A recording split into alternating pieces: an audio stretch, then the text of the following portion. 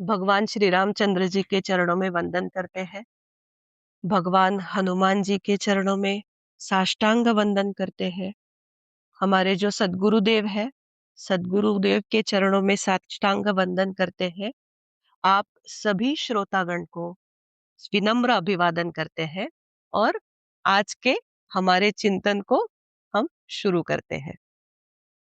आज शनिवार का दिन है और हमारा ग्रुप फॉर्म हुआ और सबने सोचा कि जल्दी जल्दी घर के काम निपटा के हमें हनुमान चालीसा के लिए जाना है। सौरभ बस एक बार देख लेना कि रिकॉर्डिंग शुरू है ना? हाँ, है ही शुरू, पर देख लेना। हाँ, सबने जल्दी जल्दी अपने अपने घर के काम हमने निपटाए हैं और हम यहाँ आए हैं। हम यहाँ क्यों आए हैं?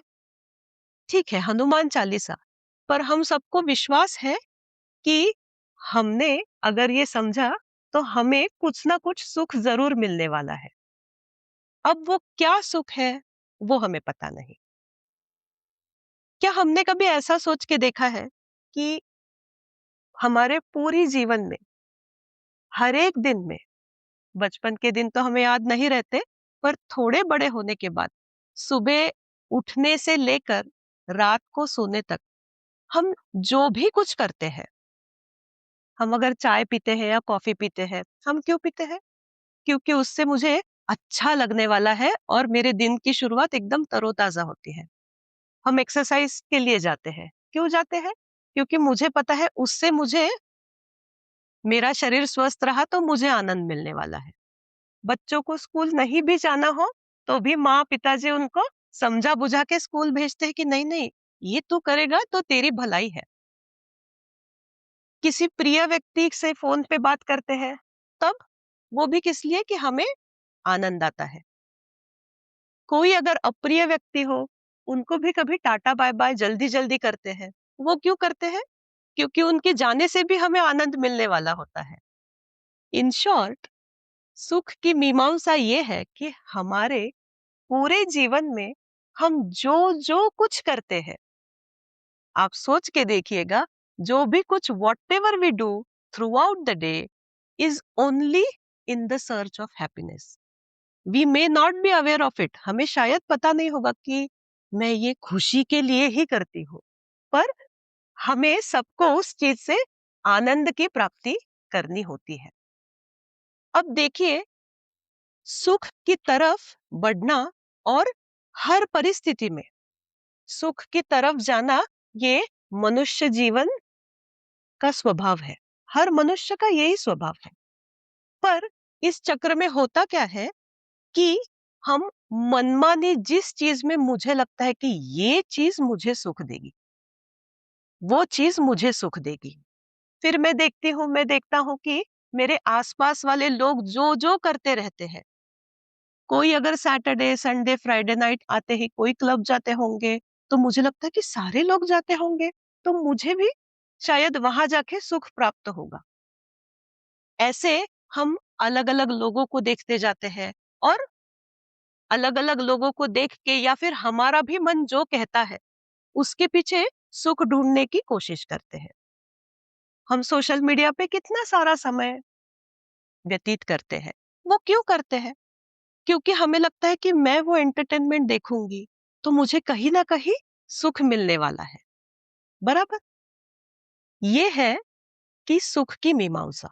बट यही सुख अगर हम मनमानी ढूंढने निकलते हैं, एज पर माई विश या फिर एज पर जो सब लोग करते हैं उसी में सुख है, तो हमारी जो सुख की खोज है वो कभी पूरी नहीं हो पाती।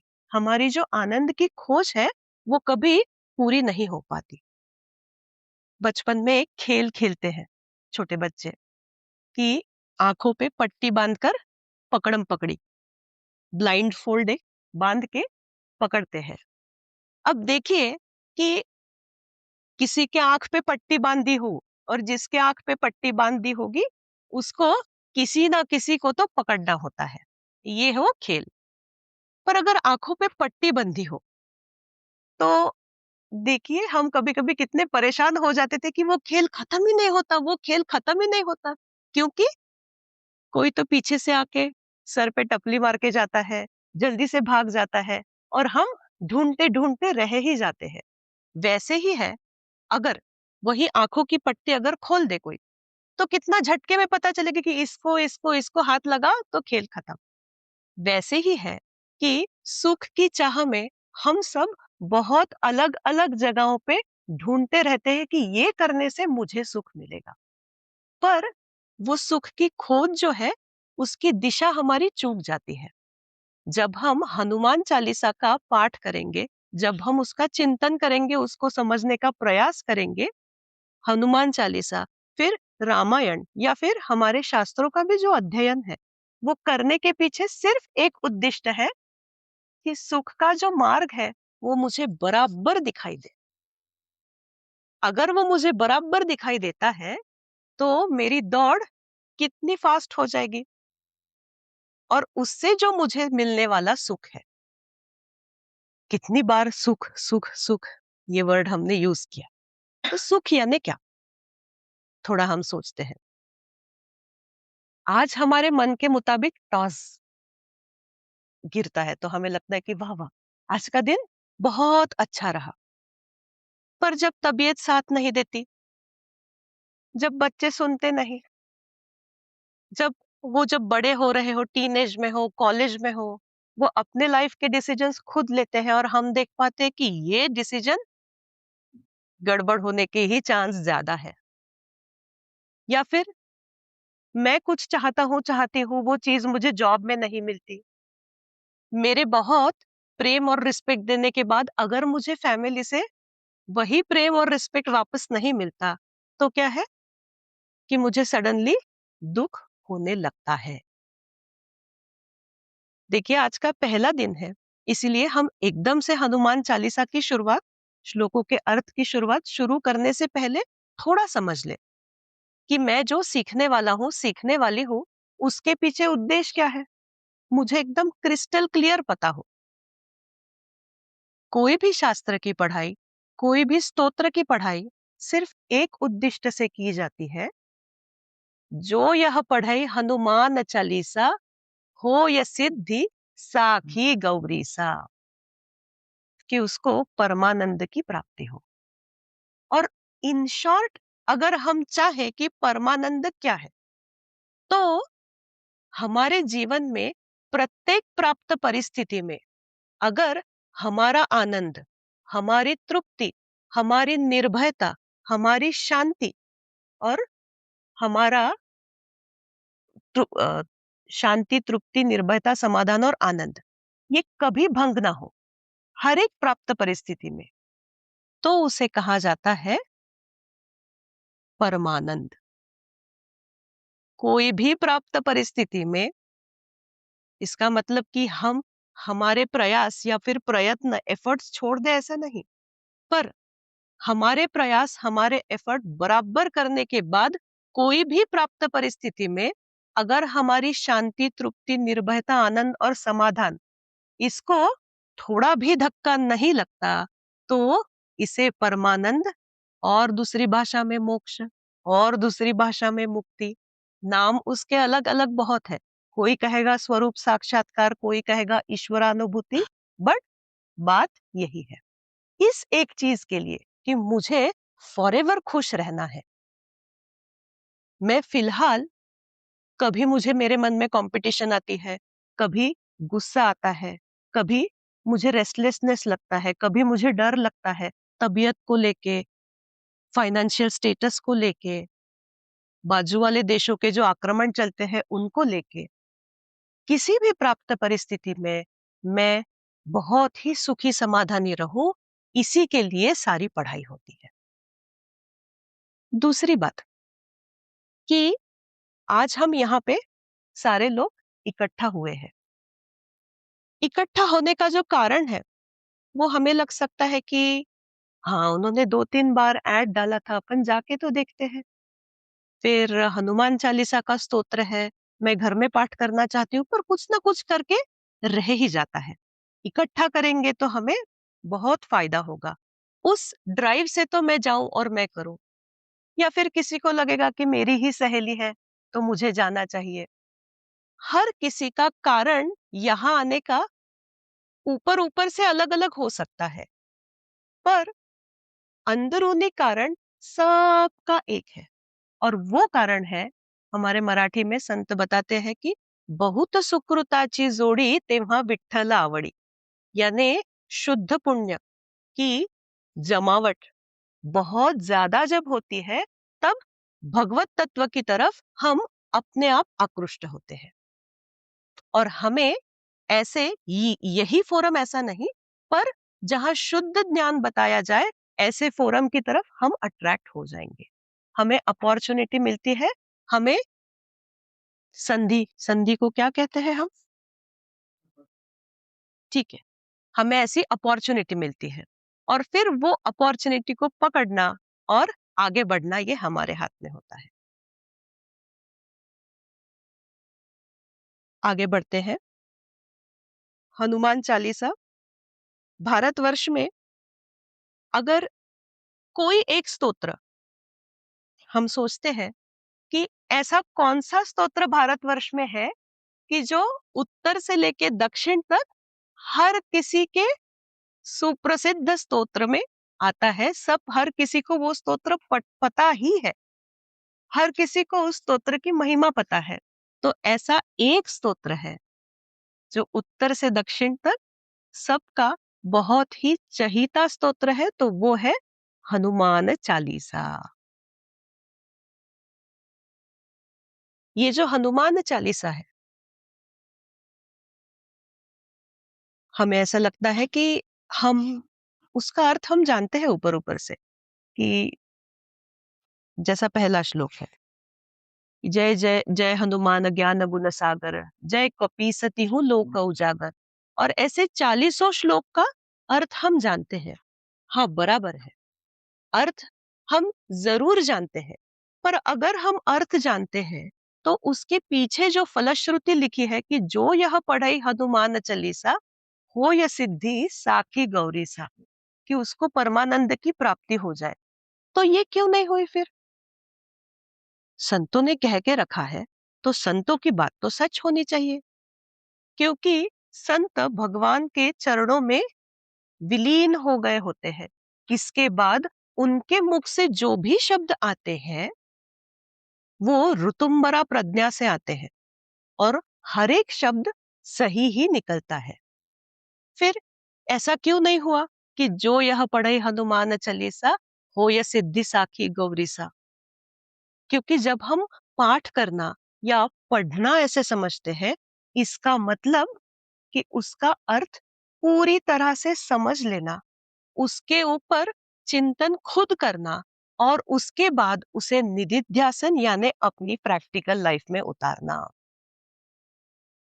ये जब तक किसी भी ज्ञान के हर ज्ञान के लिए ये बात एकदम सही है. It could be practical knowledge. कई बार लेडीज सोते सोते कुछ तो कुकरी शोज देखती है, बहुत डिफरेंट डिफरेंट डिशेस देखती है, और हस्बैंड्स आर ऑलवेज सेइंग कि इतना तुम देखते हो, आज तक तुमने बनाया तो कुछ भी नहीं, वही खिचड़ी बनाती हो, वही रोटी दाल रोज बनाती हो. ऐसा क्यों होता है कि हाँ, हम भी देखते हैं ना, कितने सारे कुकरी शोज या फिर एक एक एक एक डिशेस पहले टीवी पे देखते थे, आजकल हम फेसबुक या सोशल मीडिया पे स्क्रॉल करते करते देख लेते हैं. पर क्यों हमारे अंदर नहीं उतरा वो? क्योंकि let it be practical knowledge, let it be spiritual knowledge, it is very important for that knowledge to go through 3 stages. एक, कि अगर वो रेसिपी देखी है, तो बाद में मैं शाम को या फिर दूसरे दिन थोड़ा तो सोचूं उसके बारे में. अगर मैं हनुमान चालीसा यहाँ पे सीखती हूँ, तो मैंने आज क्या सीखा है उसके बारे में चिंतन किया जाए. और नेक्स्ट बात, कि जो चिंतन किया है वो इम्प्लीमेंटेशन में लाया कि नहीं. अगर श्रवण, सुनना, पढ़ना, मनन, उसका चिंतन करना और निधिध्यासन यानी उसको प्रैक्टिकलिटी में लाना, अपने स्वभाव का हिस्सा बनाना, जब तक ये 3 चीजें नहीं होती, श्रवण मनन निधिध्यासन, तब तक, जैसे कपूर कपूर जो होता है वो वोलेटाइल होता है, कि वो अपने आप उड़ जाता है। वैसे भी जितना भी नॉलेज हम ग्रहण करें, वो उड़ता ही जाता है। हमें बहुत लगता है कि आई एम स्पिरिचुअल या फिर मेरे पास कितना नॉलेज है, बट वो सिर्फ नॉलेज का आभास रह जाता है। अंदर परकोलेट होने के लिए it must go through 3 stages: श्रवण, मनन, निधिध्यासन। और श्रवण भी कैसा, कि श्रवण यानी एक तो सुनना या फिर पढ़ना, पर वो श्रवण भी कैसा हो कि जैसा शास्त्र या फिर संत हमें बताना चाहते हैं वैसा वो हो। मनमानी मैंने जो अर्थ निकाल लिया, कहीं तो मैंने व्हाट्सएप पे देखा, ऐसे नहीं। उसको प्रमाणिता होनी चाहिए। It should be, it should come from a saint's voice, कि वो एग्जैक्टली क्या कहना चाहते हैं, वो सदगुरु के मुख से आना चाहिए। वैसा श्रवण करते हैं तो आगे बढ़ते हैं चिंतन की ओर, और उसके आगे निधिध्यासन की ओर। हनुमान चालीसा, ये जो स्तोत्र है, वो गोस्वामी तुलसीदास जी महाराज ने रचा है। हमें पता है गोस्वामी तुलसीदास जी महाराज 15वीं 16वीं शती के शताब्दी में 1500 1600 में अपने भारतवर्ष में हुए एक बहुत बड़े कवि संत थे। उनकी जो रचना है रामचरितमानस, अवधी यानी अयोध्या विभाग में जो भाषा बोली जाती है उसको अवधी कहा जाता है। उस अवधी भाषा में रामचरितमानस और अन्य कई उनकी रचनाएं, और वैसे ही हनुमान चालीसा भी उन्होंने रची है। अब ये हनुमान चालीसा कैसे रची गई, इसके पीछे एक बड़ी रोचक कथा है। उस समय भारतवर्ष पे अकबर का राज्य था, और नैतिक मूल्यों का भी पतन हुआ था, धार्मिक मूल्यों का भी पतन हमारे राष्ट्र में हुआ था। तब ये सारे जो संत महात्मा लोग हुए थे, उन्होंने नैतिकता और धर्म को फिर से उसका उद्धार हो, इसलिए ये सारी रचनाएं की थी, जैसे रामचरितमानस। उत्तर से लेके धीरे धीरे गोस्वामी तुलसीदास जी महाराज नीचे तक आए, और उनकी जो कीर्ति थी वो संपूर्ण जनमानस में फैली थी। अच्छा, अब कीर्ति फैलती है तो कीर्ति के साथ, यश के साथ कुछ ऐसी भी घटनाएं आगे आती जाती है कि अरे तुमने पता है क्या, उन्होंने ये चमत्कार किया और कोई तो एकदम जिंदा हो गया। ऐसे अनेक चमत्कार भी सामने आने लगते हैं। देखिए, सारे संतों के पास ये शक्ति होती है, पर जो सच्चा संत है वो किसी भी प्रकार के चमत्कार को आगे नहीं लाता, और करने के ऊपर वो लोगों को क्या कहते हैं, लोगों को प्रोत्साहन भी नहीं देते चमत्कार के लिए। पर अकबर तक ये बातें पहुंच गई कि ये बड़े चमत्कारी संत हैं। गोस्वामी तुलसीदास जी महाराज को बुलाया गया राजा के राज दरबार में, और वहां बुलाने के बाद उनको कहा गया कि आप हमें भी कुछ तो चमत्कार करके दिखाइए। गोस्वामी तुलसीदास जी महाराज ने अत्यंत विनम्रता से कहा कि मैं श्री राम, प्रभु श्री रामचंद्र जी का एक साधारण सेवक हूं, और मैं कोई भी चमत्कार करना नहीं जानता। इस पर अकबर ने कहा कि लोग बताते हैं पर ये करना नहीं चाहते, और अकबर ने उन्हें कारागृह में डाल दिया, गोस्वामी तुलसीदास जी महाराज। अब कारागृह में हनुमान चालीसा की रचना हुई है। वहां गोस्वामी जी जब कारागृह में थे, तब 40 दिनों में उन्होंने हनुमान चालीसा, चालीसा यानी 40 श्लोकों की रचना की है। जब ये रचना पूर्ण हुई, तब मात्र फतेहपुर सिकरी में, सिकरी उसका पहला नाम था उस शहर का, आगरा विभाग में ये शहर आता है। सिकरी यानी विजय की सिटी। पर बाद में अकबर के राज्य में और जगहों पे काबीज करते करते उसका नाम, इस फतेहपुर सिकरी का नाम उन्होंने फतेहाबाद कर दिया। तो जब 40 श्लोक पूरे हुए, उसके बाद मात्र एक अद्भुत घटना घटी कि फतेहपुर सिकरी में कहीं से बहुत सारे वानर आ गए और उन वानरों ने हर जगह उत्पात मचाना शुरू किया। वो उत्पात लोगों से बिल्कुल सहन नहीं हुआ और अकबर के मंत्री ने कहा कि हो ना हो, ये आपने गोस्वामी जी को जो कैद में डाल के रखा है कारागृह में, उसके ही कारण ये घटना हुई है। बाद में गोस्वामी जी महाराज को वहां से रिहा किया गया।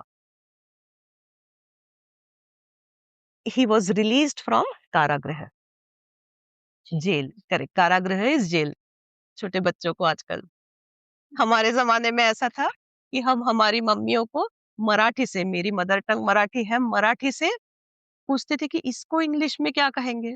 आजकल बच्चों को इंग्लिश से वो पूछते कि इसको मराठी या हिंदी में क्या कहेंगे।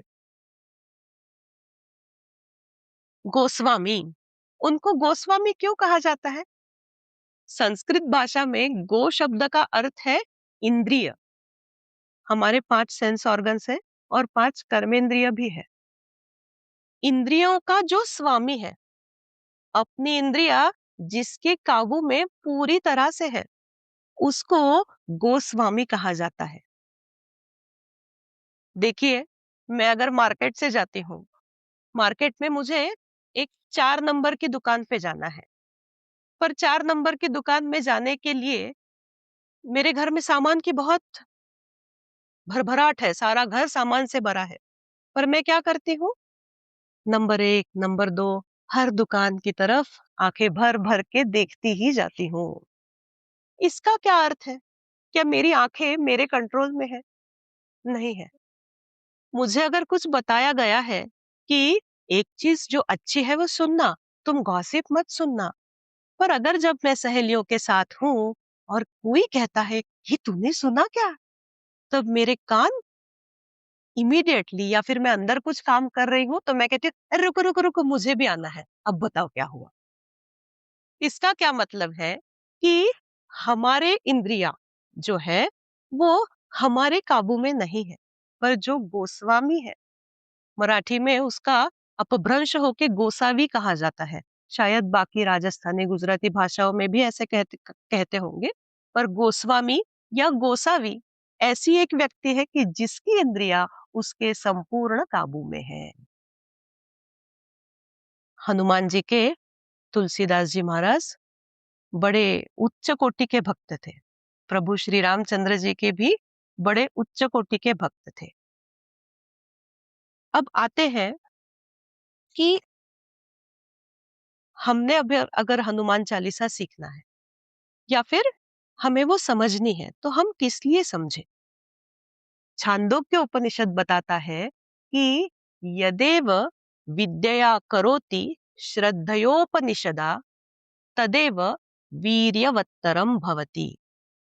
उपनिषद बताता है कि जो भी चीज समझ बूझ के की जाती है, जानकर की जाती है, वो अधिक लाभदायी होती है।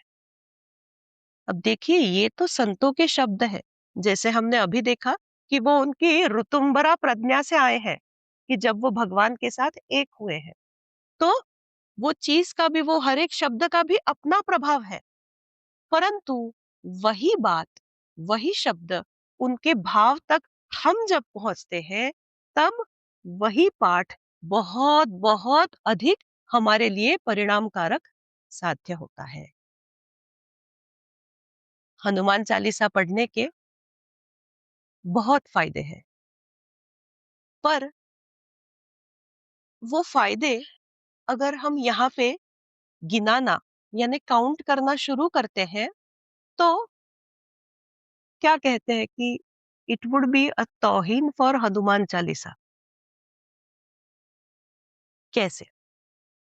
एक छोटा बच्चा है और उसको घर में एक सोने की मोहर मिलती है और वो अपने पेरेंट्स को आके कहता है कि मुझे एक पैसा मिले, मुझे लॉलीपॉप दे दो। तो हम क्या कहेंगे? तेरे पास सोने की मोहर आई है, तो कहते हैं इससे लॉलीपॉप खरीदेगा? उसको फिलहाल लॉलीपॉप ही सबसे अच्छा लगता है। इसलिए वो कहे, हाँ लॉलीपॉप, मुझे लॉलीपॉप ही चाहिए। इससे तुम और कितनी अच्छी चीजें पा सकते हो। नहीं, नहीं, मुझे वो लाल कलर का स्ट्रॉबेरी फ्लेवर का ही लॉलीपॉप चाहिए। हनुमान चालीसा का जब हम भावपूर्ण पठन करते हैं, तो हमारे जो हमारा व्यावहारिक लाइफ है, उस व्यावहारिक लाइफ में जिस किसी चीज की हम चाह रखते हैं, वो चीज हमें प्राप्त होती है। उसे भुक्ति ऐसे कहा जाता है। व्यावहारिक सुख को भुक्ति ऐसे कहा जाता है। और पारमार्थिक लाइफ में हम जो जो चाहते हैं, परमानंद की प्राप्ति चाहते हैं, उसे मुक्ति कहा जाता है। उसकी भी प्राप्ति होती है। देखिए, एक छोटा बालक है, छोटा सा बालक है जिसे इन्फंट कहते हैं। वो क्या अपने पेरेंट्स को बता सकता है कि मुझे दूध चाहिए, पानी चाहिए, डायपर चेक करो? वो कुछ नहीं बताता। पर जब पेरेंट्स को ये तो पता होता है कि ही और she is completely dependent on me, तो क्या उनको बताना पड़ता है कि देखो देखो मुझे क्या चाहिए, तुमको चाहिए या नहीं चाहिए? छोटे बच्चे के मुंह में मम्मी पापा एक बॉटल डाल ही देते कि 2 घंटे हो गए, तुझे दूध पीना है। वो कहते नहीं नहीं नहीं, नहीं पीना ही है तुझे। वैसे ही हनुमान जी का जब भावपूर्ण भजन हम करते हैं, या फिर किसी भी देवता का जब हम भावपूर्ण भजन करते हैं, तो मुझे एक चीज चाहिए। वो मुझे क्या चाहिए? वो जैसे बच्चे से ज्यादा माँ को ही पता लगता है। बच्चे की भूख बच्चे को लगने से पहले माँ को पता चलता है कि इसको भूख लगी है। चाहे वो इन्फेंट हो, चाहे और थोड़ा बच्चा हो। उसी प्रकार से व्यावहारिक जीवन में हमें क्या चाहिए और पारमार्थिक जीवन में हमें क्या चाहिए, ये भगवान जी को परिपूर्णतः पता होता है। और उसके लिए जरूरत क्या है कि जैसे गीता जी में भी बताया गया है, योगक्षेमम वहाम्यहम्। भगवान कहते हैं कि जो मेरा अनन्य भाव से भजन करता है, उसका योग और क्षेम दोनों का वहन मैं, वहना यानी खुद ढोना, उसका वहन मैं करता हूं। योग और क्षेम क्या होता है? योग यानी उस पर्टिकुलर साधक को जो उसके व्यावहारिक लाइफ में चाहिए, सांसारिक जीवन में चाहिए, जो उसको नहीं मिला है, विम्स एंड फैंसीज नहीं, पर जिसकी उसे डे टू डे लाइफ में जरूरत है। योग यानी जोड़ के लाना, वो भगवान खुद जोड़ के लाते हैं व्यावहारिक लाइफ में। और पारमार्थिक यानी स्पिरिचुअल लाइफ में भी जो उसे नहीं मिला है, वो भगवान खुद जोड़ के लाते हैं। और इसका मतलब योग। और क्षेम का अर्थ होता है कि जो उसे उसको पारमार्थिक लाइफ में मिला है और व्यावहारिक लाइफ में मिला है, उसको टिका के रखना। ये जिम्मेदारी भगवान की है। मेरी छोटी बेटी है 2nd ग्रेड की। वो बताती है कि मम्मी तुमने देखा कि थी, मुझे ये चीज चाहिए। और मुझे उसको बताना पड़ता है कि हाँ रे बाबा, तुमसे ज्यादा तुम्हारी चिंता हमको है। बच्चों को लगता है ना कि मम्मी का ध्यान होगा कि नहीं, पापा का ध्यान होगा कि नहीं। पर जैसे पेरेंट्स को सबसे ही ज्यादा चिंता बच्चों की होती है, वैसे ही हनुमान जी को हमारी हमसे ज्यादा चिंता है। बस हमारा विश्वास होना चाहिए। जिस समय ये विश्वास चला जाता है, पेरेंट्स जब देखते हैं ये बड़ा सयाना है, अभी ये अपना अपना सब कर लेगा, they don't look at that child. But जो थोड़ा कच्चा दिखता है या फिर जो बहुत ही डिपेंडेंट होता है भगवान पे, उसकी तरफ पेरेंट्स का बहुत ज्यादा ध्यान होता है। और एक श्लोक शुरू करने से, स्तोत्र शुरू करने से पहले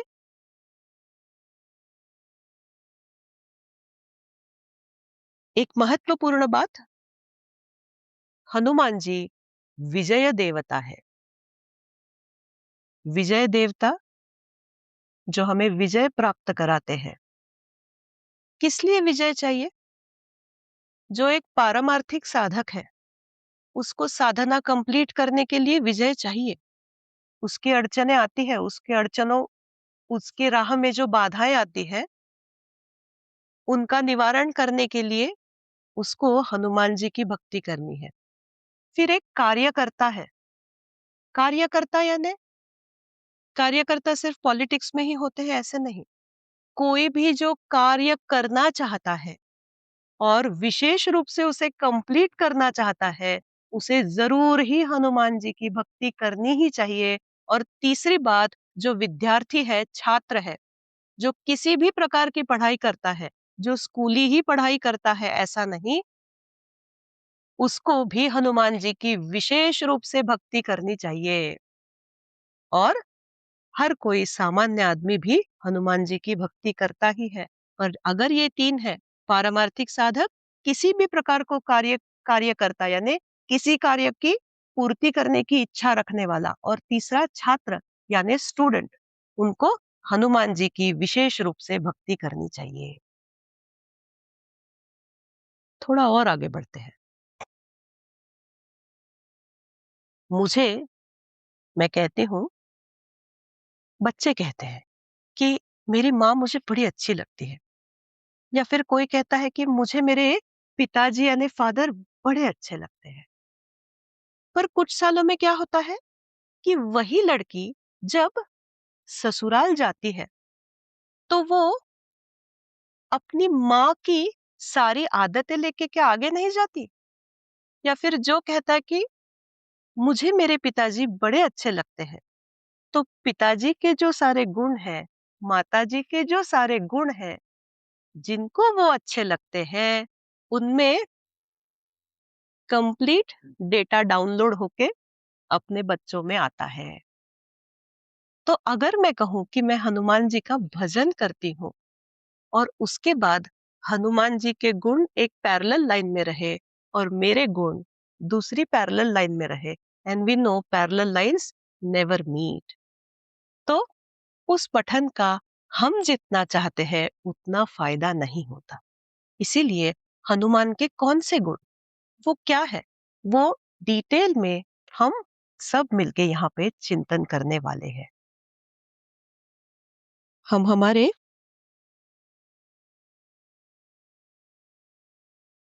आज प्रास्ताविक में हैं, पर ये आज का जो प्रास्ताविक है वो जरूरी है। हम जब भी कोई शेयर्स लेते हैं या पॉलिसीज लेते हैं, उसमें छोटी सी हैंडराइटिंग में लिखा होता है, read the policy documents carefully before you sign. वैसे ही हम जिस चीज के ऊपर साइन करने वाले हैं, जो चीज हम पढ़ने वाले हैं, उससे मुझे क्या प्राप्त होने वाला है ये मुझे पता होना चाहिए, और क्रिस्टल क्लियर पता होना चाहिए। दूसरी और एक बात, जब हम कोई सस्पेंस सिनेमा देखने जाते हैं, लोगों ने बताया होता है कि बड़ा अच्छा सिनेमा है, और हम जब सिनेमा देखने जाते हैं 500 600 शायद 1000 रुपए की टिकट लेके जाते हैं, लोगों ने बताया होता है कि बहुत ही एक नंबर सिनेमा है। जब हम देखने जाते हैं तो पहले के 15 मिनट में हमें कुछ तुक ही नहीं बैठता कि ये क्या है, कुछ समझ में नहीं आ रहा है। But then we can not get up from the cinema hall because we have paid lot of money for tickets. Popcorn भी लेके आए हैं, तो हम सोचे कि नहीं, देखना तो पड़ेगा, मुझे 15 मिनट में सब समझ में नहीं आया, फिर भी मुझे देखना तो पड़ेगा।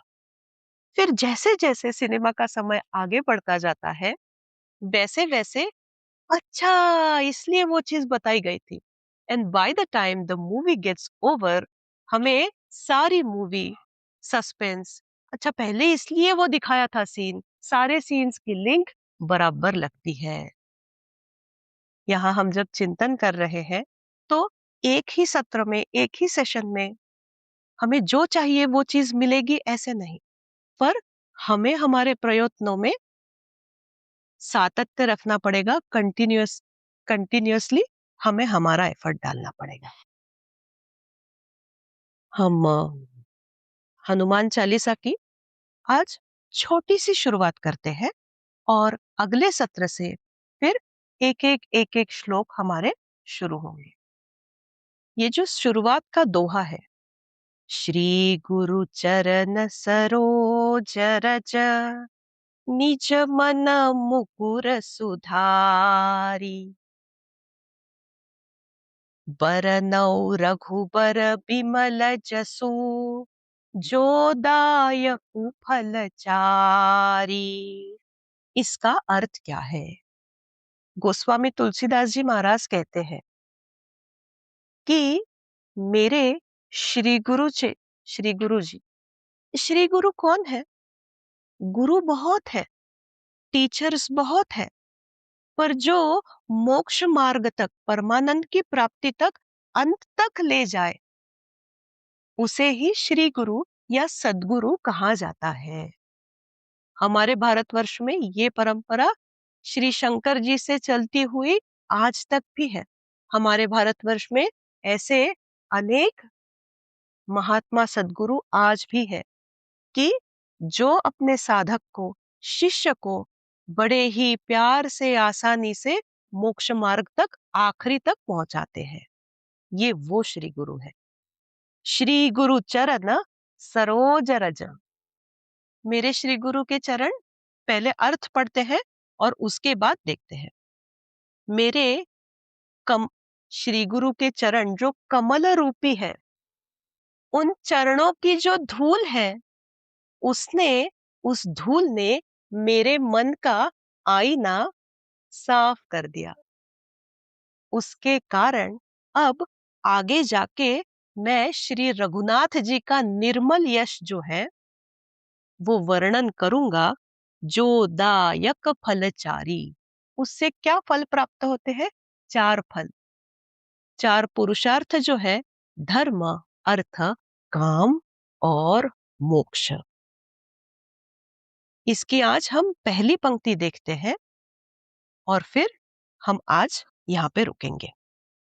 श्री गुरु चरण सरोज रज। मेरे श्री गुरु के चरण कैसे हैं? कि वो कमल के जैसे हैं। सबसे सुंदर फूल कमल का माना जाता है, सबसे पवित्र फूल कमल का माना जाता है। शिष्य की सद्गुरु के चरणों में ऐसी आस्था है, ये कोई दिखावे का भाग नहीं है। संत सही में उनकी उतनी आस्था होती है उनके सद्गुरु में। और सद्गुरु या श्री गुरु के चरण विशेषतः उनके मूल स्वरूप को निदर्शित करते हैं। श्री गुरु चरण सरोज रज, उनकी जो चरणों की धूल है। और ये कोई एग्जैजरेशन नहीं है कि कोई अगर कहता है कि आना ना हमारे गरीब के झोपड़े में, और उनका बड़ा सा सुंदर महल होता है। ये वैसे एग्जैजरेशन नहीं है। शिष्य की सद्गुरु के प्रति यही भावना होती है कि उनके चरणों की जो धूल है, उनसे क्या हुआ? निज मनु मुकुर सुधारी, यानी मेरे मन का जो मुकुर यानी शीशा, आईना, मिरर, वो साफ हो गया। कभी धूल से मिरर साफ होता है क्या? नहीं नहीं। पर श्री गुरु के चरण मेरे सर को लगने के बाद मेरे मन का आईना साफ हो गया। अब ये क्या कोई एक काव्यात्मक पंक्ति है कि मन का मिरर, मन का आईना, मुकुर यानी आईना? ये कोई काव्यात्मक पंक्ति नहीं है। हमारा शास्त्र बताता है कि इस मन में यानी हमारे अंतःकरण में परमात्म तत्व प्रतिबिंबित होता है और अनंत जन्मों के संस्कारों से हमारे अंतःकरण में वासनाओं की धूल बैठी रहती है। वो वासनाओं की धूल के कारण हम हमारे जीवन का जो मूल उद्देश्य है, मनुष्य जीवन का जो मूल ध्येय है, वो हमें ठीक से दिखता ही नहीं। क्या है मनुष्य जन्म का ध्येय? हम पैसे प्राप्त करते हैं, यस। धर्म है, अर्थ है, काम है। धर्म यानी हम आगे देखेंगे अगली लाइन में, धर्म, अर्थ, काम। पर मनुष्य जीवन जो मिला है वो परमानंद की प्राप्ति के लिए मिला है। मनुष्य जीवन का एकमात्र ध्येय ये है। हमें लग सकता है कि मेरे बच्चे हैं, उनको बड़ा करना है, मैं ऑफिस जाती हूँ, मुझे ऑफिस का काम है, मेरे माता पिता के प्रति कुछ ड्यूटीज है, but yes, it is at the level of duty. बच्चों को बड़ा करना ड्यूटी, ऑफिस का काम ड्यूटी, समाज के प्रति कुछ करना ड्यूटी, माता पिता सास ससुर सबका ख्याल रखना duty, but goal only one, कि परमात्मा तत्व की प्राप्ति, क्योंकि वो बाकी और किसी भी जन्म में संभव नहीं। मनुष्य एक के पीछे एक अनेक योनियों में जन्म लेता रहता है। कभी बुरे कर्म है तो पशु पक्षी या पेड़ों की योनि में, कभी अच्छे कर्म है तो स्वर्ग में जन्म होता है। पर कभी जब अचानक से पाप पुण्य समान होते हैं तो मनुष्य जन्म की प्राप्ति होती है। इसीलिए मनुष्य जन्म का एकमात्र ध्येय है कि भगवान की प्राप्ति कर ले। यहाँ पे ये जो शब्द आया है, निज मन मुकुर सुधारी, कि मेरे अंतःकरण पे जो वासनाओं की संस्कारों की धूल बैठी थी ना अनंत जन्मों से, जिससे मैं समझ नहीं पा रहा था कि मेरा स्वरूप क्या है। धूल बैठती है तो क्या हमें दिखता है? हमारा प्रतिबिंब ठीक से नहीं दिखता। वैसे ही अंतःकरण के ऊपर जब वासनाओं की धूल है, तब मैं कौन हूँ, मेरा स्वरूप आनंद स्वरूप मैं हूँ, इसकी पहचान हमें नहीं होती। पर श्री गुरु के जो चरणों की धूली है, उसने मेरे अंतःकरण का आईना यानी शीशा साफ कर दिया। तो अब मैं साफ साफ समझ पाता हूँ, समझ पाती हूँ। ये अर्थ है पहले श्लोक का। आज हमने कुछ पूर्व पीठिका देखी कि हमें परमार्थ क्यों करना है, परमानंद की प्राप्ति यानी हर प्राप्त परिस्थिति में मेरे मन की शांति तृप्ति समाधान निर्भयता और आनंद कभी भी उसको थोड़ा भी ठेस, बड़ी लंबी दूर की बात है, थोड़ा भी धक्का उसे ना रहे लगे। और मेरा आनंद में किसी भी व्यक्ति वस्तु और परिस्थिति पे डिपेंड ना होके मेरा जो खुद का स्वरूप का आनंद है वो मुझे प्राप्त हो। दूसरी बात हमने देखी कि हनुमान चालीसा के पठन से हमें मुक्ति और भुक्ति, हमारे व्यवहारिक लाइफ में जिस किसी चीज की हमें जरूरत है और हमारे पारमार्थिक लाइफ में जिस किसी चीज की हमें जरूरत है, वो हमें मिलने वाली ही है, ऐसा पूर्ण विश्वास हम रखेंगे। तीसरी बात हमने देखी कि जो यदेव विद्यया करोति तदेव श्रद्धोपनिषदा भवती इति, वीर्यवत्तरम भवति, कि जो भी कुछ हम पढ़े वो जब हम समझ के पढ़ते हैं तो उससे हमें बहुत फायदा होता है। संतों के शब्दों में वैसे ही शक्ति है तो उसका फायदा होता है, पर समझ में करने से, समझ के करने से शतगुणा उसका लाभ प्राप्त होता है। और फाइनल चीज हमने देखी कि हमें थोड़ा समय देना होगा। हर शनिवार को हम सब आएंगे और एकत्रित 1 घंटे की पढ़ाई हम करेंगे। हम कहते हैं ना कि हनुमान जी बाधाओं का निवारण करने वाले हैं। जब वो सागर लांघ के जा रहे थे तो उनके मार्ग में अनेकानेक पर्वत आए और हनुमान जी ने एक एक पर्वत को लात मार के पाताल में गाड़ दिया। ये हमें पता है कि नहीं? फिर हम जब पढ़ाई करने जाते हैं तो हमारे मार्ग में पर्वत क्या है कि मेरी मेड, आज मुझे तभी 1 घंटे में कहीं जाना है। ये पर्वत है क्योंकि ये हमारी स्पिरिचुअल लाइफ को रोकता है ना। हम सच श्रद्धा से अगर प्रार्थना करते हैं तो मार्ग की ये रुकावट है कि उसी टाइम पे मेड आना, या फिर उसी टाइम पे किसी ने कहा है कि हम आने वाले हैं, यहाँ आ जाओ। हम कह सकते कि 1 घंटा, ये 1 घंटा मेरा है हफ्ते में एक बार, उसके बाद हम थोड़ा सा आगे पीछे करके मिलेंगे। ये रुकावटें, बाधाएं हनुमान जी जरूर दूर करते हैं। आपको कुछ प्रश्न उपस्थित करने हैं क्या? क्या हमें किसी चीज पे कुछ चर्चा करनी है?